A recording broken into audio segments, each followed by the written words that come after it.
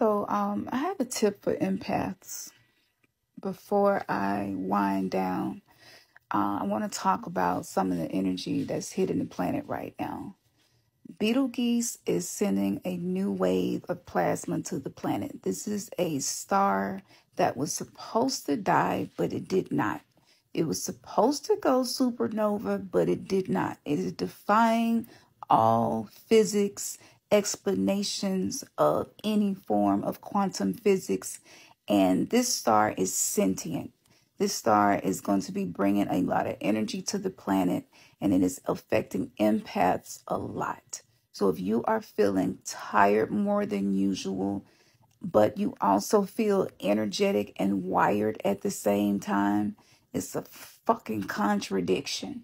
And you don't know whether you should go hard until you pass out or do nothing, but then you feel like a piece of shit for not doing nothing. I know I do. That's my shadow struggle, is that I sometimes feel like not doing anything means that I'm not a high value human being.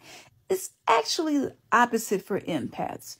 We are doing major ceremonies in our dreams for the planet, and we are working with many different elementals and many different forms of beings, as far as star beings, star tribes. So if you wake up and you feel exhausted before you even get out the bed, or your body, your legs feel heavy, it's not because, you're wanting to feel that way. It's because you are literally doing work while everybody else who may not be getting these upgrades are actually sleeping and feeling well rested. Of course, it can be some physical things going on, some deficiencies as far as minerals and vitamins. I suggest taking magnesium if you are an empath. I also would recommend, I'm not a doctor or anything, but it's just from empath to empath. Take magnesium. Drink as much water as you need to. Don't try to force yourself to drink half your body weight. Just drink as much as you need to, because it's different from day to day. Another thing that's happening is when empaths, because of the healing work we're being activated to do, when we go out in public places like malls, a fair, parties, stuff where it's a lot of people, you're in there and you're a sponge. So you're picking up on the nuances of energy attached to people that they may or may not be aware of. So I went to the mall and tested this out. And let me tell you, the entities that were within certain people's morphogenic field of quantum consciousness around them was like so attracted to me. And I took my shields down just to see. I wanted to see, like, am I really going to be drained? And within 20 seconds of my shields being down, I felt like I was walking with weights on my feet. So I put my shields back up. I felt better, but I could still feel that it wasn't healthy for me to be there. The downside of colonialism, slavery, and so many of the experiences that we had in the 3D matrix that detached us from our rituals, our ceremonies. Empaths are people who were very well taken care of by their tribes, their village, and their communities, because they knew that we take care of them within the astral plane. We are hyper aware of the ethers and the energy, and it can be very overwhelming because we're not existing within the realm that teaches us how to manage these things, what rituals to do and when, what ceremonies to do, when to go out, when not to go out, when to even cover your head.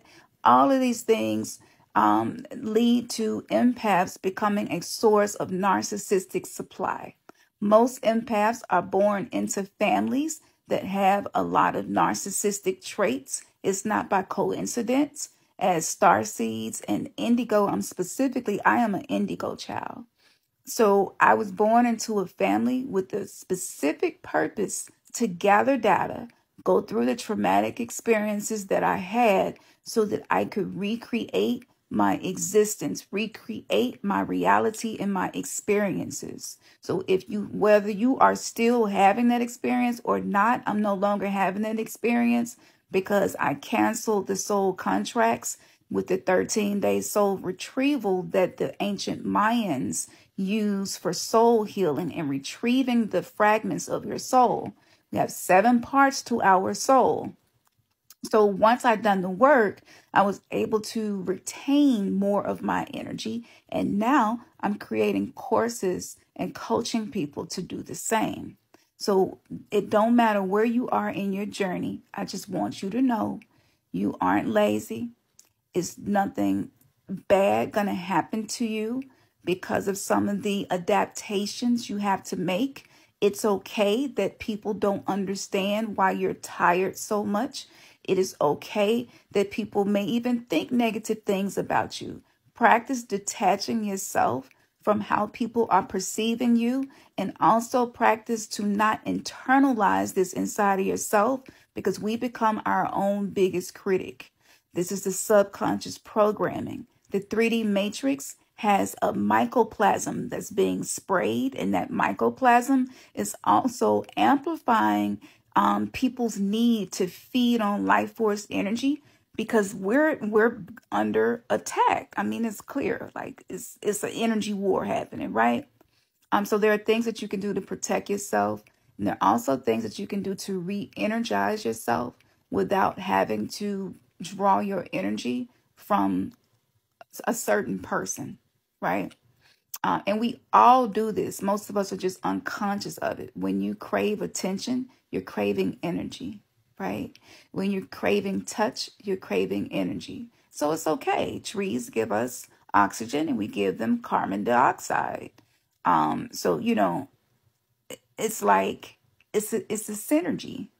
But when you aren't aware, when you aren't self-aware or semi-aware, semi-conscious, then it becomes unhealthy.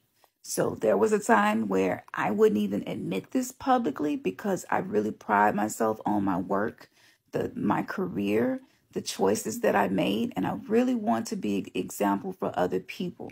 So chronic fatigue can sometimes be happening because the empath has not yet removed themselves from the 3D matrix. That's a process. And I teach you how to do that in the 3D matrix detox course. And as you begin to work through those layers, you learn how to enforce your boundaries to protect your precious energy. So when you are sleeping, you're able to do your work and you're able to revitalize yourself when you get up. So for me, loving and helping others comes second to loving and helping myself. But I didn't know because I was trying to live as a 3D being who wasn't highly empathic and intuitive. And that turned into empathic burnout. So I just wanted to share that with y'all because I feel it happening.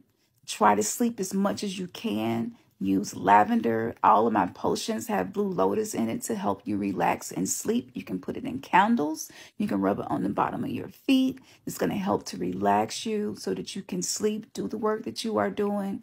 It's not safe for a lot of us to do this work in 3D in the physical reality right now. It will be soon. But right now, the astral work is actually where it's at. All right. So don't let the 3D matrix trick you. And people who seem successful and putting out a whole lot of effort and energy, you don't have to effort that much, okay, because of who you are. Less effort, more manifestation. I manifest with ease, and I want you to do the same. Sleep well. Good night.